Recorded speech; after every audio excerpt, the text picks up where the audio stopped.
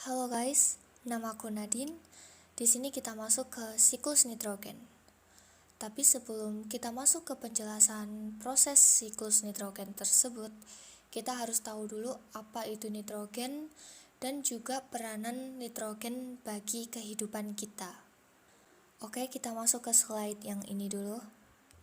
Sebenarnya gambar ini tuh ngejelasin tentang 3 gas utama yang ada di atmosfer bumi.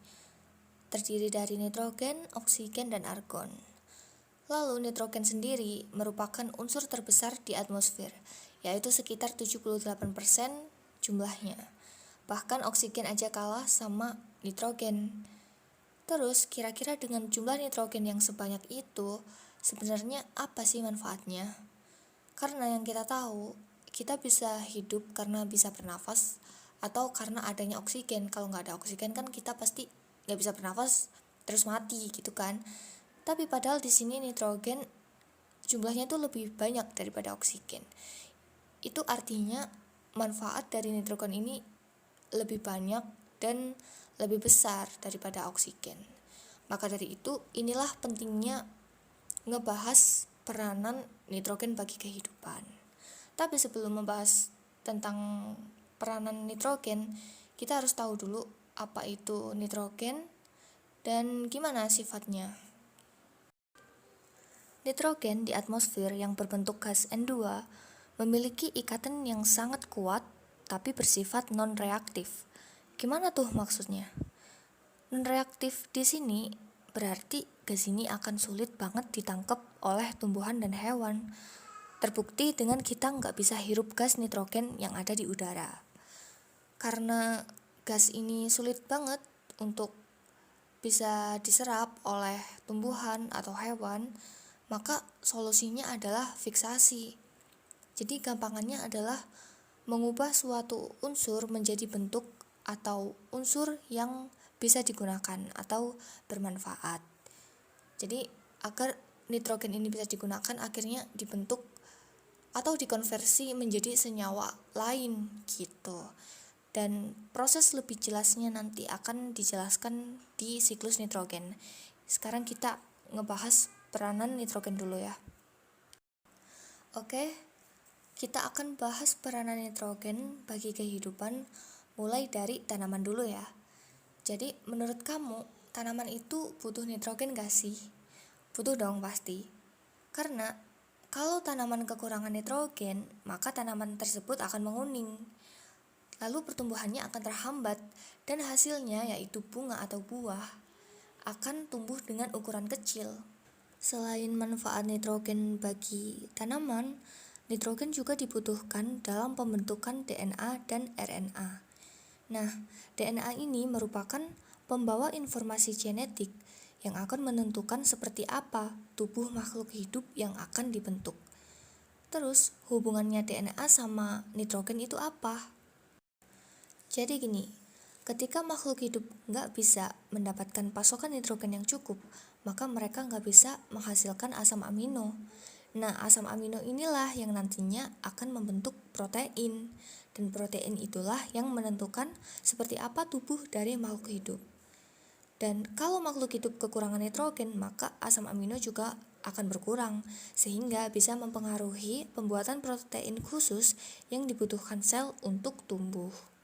Oke, kalau kita ingat tadi sifatnya nitrogen gimana, yaitu non-reaktif, jadi manusia memang nggak bisa memanfaatkan nitrogen secara langsung dari aktivitas respirasi atau pernafasan, maka solusinya adalah dengan memakan tumbuhan dan hewan. Tapi, seperti pembahasan di awal tadi, kalau tumbuhan ingin menyerap nitrogen, maka nitrogen tersebut harus melewati fiksasi terlebih dahulu, maka terjadilah siklus nitrogen. Oke, di sini ada gambar akar, dan ini adalah akar tanaman legum atau polong-polongan, dan di akar tersebut terdapat nodul atau bahasa kasarnya adalah pintil. Dan proses fiksasi yang pertama itu terjadi di akar ini, guys. Jadi, siklus yang pertama dari siklus nitrogen adalah perpindahan nitrogen dari udara ke dalam tanah melalui akar. Tapi untuk bisa masuk ke dalam tanah, itu harus melalui proses fiksasi nitrogen terlebih dahulu. Apa sih fiksasi itu? Tadi udah dijelasin, yaitu bertujuan untuk mengonversi unsur menjadi bentuk atau unsur yang bisa digunakan atau bermanfaat. Kan nitrogen itu kan sifatnya non-reaktif atau tidak mudah bereaksi, maka solusinya tadi adalah fiksasi nitrogen. Lalu ada dua cara terjadinya proses fiksasi, yaitu melalui bakteri Rhizobium yang ada pada akar legum atau melalui bakteri dan mikroorganisme di tanah. Terus yang kedua melalui proses geofisika, contohnya sambaran kilat. Namun mayoritas proses fiksasi ini dilakukan oleh bakteri, karena petir pun nggak setiap hari ada kan. Tapi fiksasi yang terjadi oleh sambaran petir itu ketika nitrogen yang di atmosfer terkena sambaran petir akan pecah menjadi senyawa lain, contohnya nitrat atau NO3-. Oke, coba sekarang kita bahas fiksasi nitrogen oleh bakteri pada akar tanaman legum. Jadi nitrogen yang ada di udara itu akan diserap oleh tanah dan akan diolah oleh nodul pada akar tanaman legum yang terkandung bakteri Rhizobium atau Azotobacter. Dan di dalam akar inilah nitrogen akan dikonversi menjadi amonia atau NH3. Dan proses konversi nitrogen ke NH3 ini disebut amonifikasi. Nah, tapi sampai sini amonia itu belum bisa digunakan oleh tumbuhan, guys. Maka ia harus diubah lagi menjadi senyawa yang bermanfaat. Jadi NH3 ini bakal dikonversi lagi jadi senyawa lain. Maka masuk ke nitrifikasi. Dan nitrifikasi ini prosesnya itu masih di dalam akar tanaman legum itu sebenarnya. Jadi prosesnya benar-benar panjang pengkonversiannya ini. Oke, selanjutnya amonia akan dikonversi menjadi amonium atau NH4+. Jadi amonia yaitu NH3 berubah jadi amonium yaitu NH4+. Lalu terkadang NH4+ ini diubah lagi oleh bakteri nitrifying atau nitrobakter menjadi nitrat atau NO3-. Nah, tumbuhan hanya bisa menyerap nitrogen dalam bentuk NH4 dan NO3-. Kenapa sih kok gitu? Karena kedua bentuk tersebut adalah ion. Kamu bisa lihat ada tanda plus dan min di sana ya. Nah, ion itu bersifat polar, artinya akan lebih mudah larut dalam air, jadi akan memudahkan nitrogen tersebut diserap oleh tumbuhan. Setelah proses nitrifikasi yaitu asimilasi, yaitu proses penyerapan nutrisi oleh tanaman. Nah, yang diserap oleh tanaman tadi adalah senyawa nitrogen dalam bentuk ion NH4+ dan NO3- yang telah bercampur dengan air tadi. Nah, sekarang kan posisi nitrogen ini udah di dalam tanaman kan.